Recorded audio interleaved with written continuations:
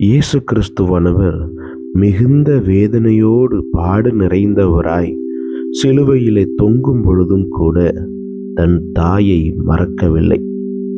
அவர் தான் அன்பாயிருந்த சீடனிடம் தன் தாயை ஒப்பு கொடுத்தார். யோவான் நற்செய்தி நூல் 19ஆம் அதிகாரம் 26வது வசனம் 27வது வசனத்தில் பார்க்கிறோம்.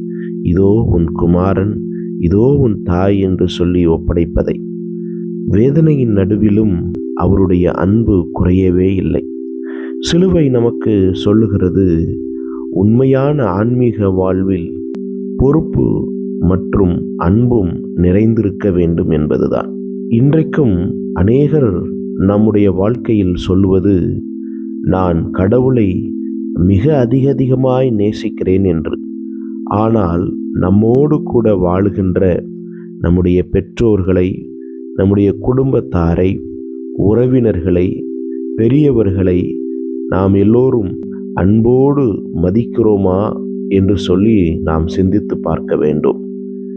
சிலுவையிலே இயேசு கிறிஸ்து வேதனையோடு தொங்கும் பொழுதும் கூட அவருடைய அன்பு குறையவில்லை. இன்றைக்கு இந்த உலகத்திலே சக மனிதர்களோடு வைத்திருக்கிற அன்பு குறைந்து கொண்டே இருக்கிறது.